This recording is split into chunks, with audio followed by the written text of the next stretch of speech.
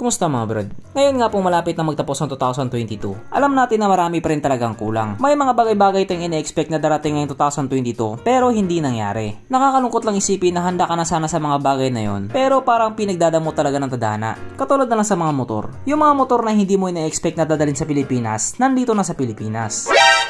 Samantalang yung motor na matagal mo nang hinihintay, wala pa sa Pilipinas. Kaya yung iba kahit may pera na, malungkot pa din. Pero kahit pa paano kapag nakakita ng grasya, nakaka-smile na din.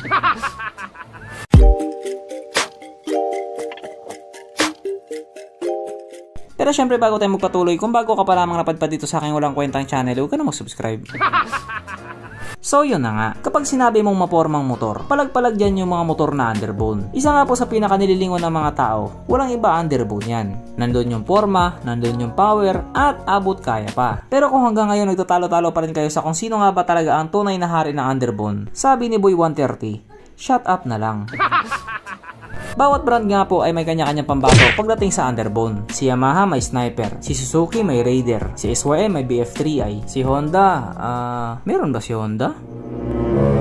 Siyempre naman meron. Nandyan si Honda RS150, si GTR 150, kaya meron talaga yan brad. Pero katulad nga po na sinabi ko kanina, marami pa rin talagang kulang. Maliban nga po sa Honda RS150 at GTR 150, isa nga po sa pinakahinihintay ng mga tao, siyempre walang iba, ang Honda Winner X. O diba? Ganyan kapogi yan brad, kaya maraming naghihintay. Pero kung wala ka na mapambili, ba't ka naghihintay? Buang. Napag-uusapan na naman po ang motor na ito ngayon dahil nga naglabas na naman sila ng updated color doon lamang sa sport version. Yes po, bagong kulay lang. Parating sa makina, specs at iba pa niya mga features, ganun pa din naman doon sa 2022. Pero kahit ganun, pag-usapan pa rin natin kung ano nga bang meron sa kanya at kung gaano nga ba talaga siya kaganda. So ito nga po ang Honda Winner X na mayroong 149.2 cubic centimeter engine displacement, 4-stroke single cylinder, dual overhead cam with 4 valves, fuel injected at syempre ito po ay naka-liquid cooled. Ang kanyang operation ratio 11.3:1. Pagdating naman po sa kanyang power, ito po ay mayroong 15.4 horsepower at 9,000 RPM, 13.2 Nm of torque at 6,500 RPM. So kung mapapansin nga po ninyo, mas mababa yung horsepower niya kung ikukumpara doon sa Sniper, Raider at BF3i. Pero kahit ganun pa man, pumapalag din naman siya. Kasi base nga po sa mga Vietnamese na nag-top speed sa motor na ito daw po ay kayang tumakbo sa bilis ng 143 km/h. Wow! O diba? 143, Vietnamese pa yun. Paano pa kaya pag nandito na sa Pilipinas? Baka umabot ng 180 kph yan. Siyempre, katulad nga po ng palagi kong sinasabi, ibang usapan na kapag Pinoy na nakasampa.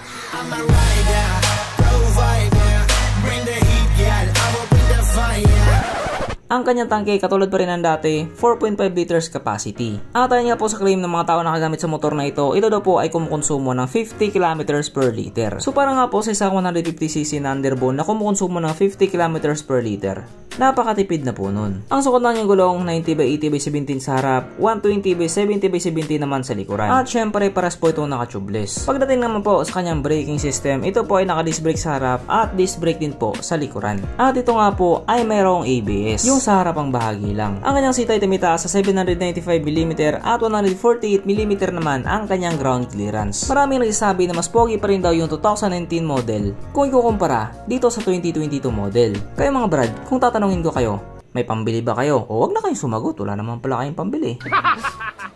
De, joke lang. So ano sa tingin niyo mga brad? Mas pogi pa rin ba yung 2019 model or mas pogi na itong 2022 model? Syempre i-comment mo yan sa baba. At mapunta naman po tayo sa iba pa niya mga features. So mga ilaw nga po sa motor na ito, naka-LED na po lahat. At hindi nga po katulad doon sa 2019 model, ang kanya pong signal light sa harap, hindi na po siya naka-osti, na kapag nasagi, bali. Kapag natumba, bali. Ano ka bali? Ang kanyang gauge panel syempre same pa din doon sa nauna. Naka-digital pa rin siya, na parang may hawig nga po doon sa gauge panel ng mga Honda Click. At syempre ito nga po ay naka-smart key system. So dito nga po sa motor na ito, pa-remote ka na lang. At syempre present nga din po sa motor na ito ang walang kamatayang ISS or idling stop system. So sa 34,000 pagkakataon nga po, uulitin ko na naman to. Ito nga po yung mekanismo na kapag nakahinto ka sa isang traffic light at hindi mo pinhit yung silinyador sa loob ng 3 or 5 segundo, kusa nga pong mamatay ang makina sa motor mo. At pihitin mo lamang din siya pabalik, kusa na rin siya aandar. Hindi na po mawala sa motor na ito ang kanyang USB charging port. So kahit saan ka nga po magpunta, hindi ka na mangangamba na baka malubat pa yung cellphone mo. Kasi alam ko at alam mo na kahit saan ka magpunta, nanonood ka talaga ng Cornhub. At nandito na nga po tayo sa exciting na part, ang kanyang mga suspension. So sa harapang bahagi nga po, ito ay ginamitan ng ordinary telescopic. At sa likod naman po, ito ay ginamitan ng monoshock. Nabase nga po sa mga taong nakagamit sa motor na ito, maganda ang bounce.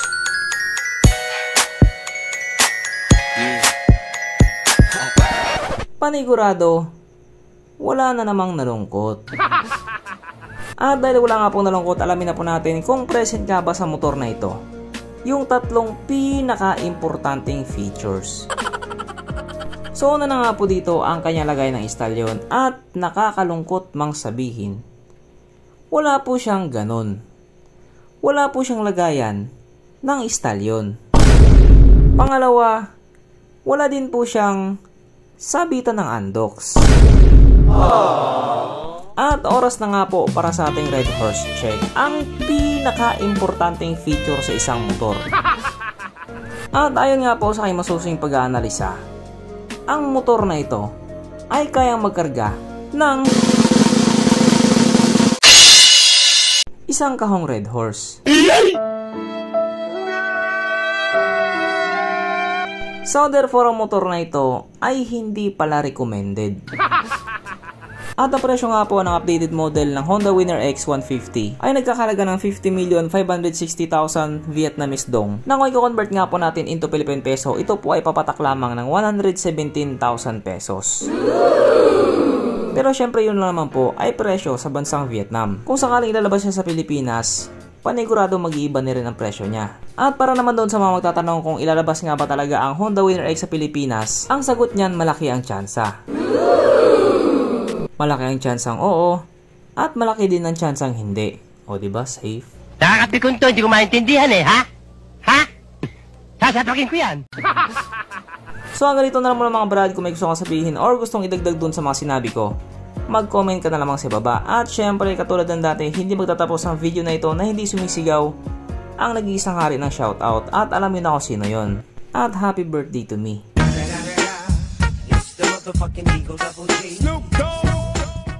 So shoutout nga pala kay Kevin Car Natividad. Shoutout kay Rosel Navales. Shoutout kay Ernie Fulgado. Shoutout kay GV Vlog. Shoutout kay Leo Margalolo. Shoutout kay Boss Kambal Motovlog. Shoutout kay Rebecca Peña at pati na rin sa kanyang poging mister na si Jay Peña. Shoutout kay Dakoy Koy at Hato.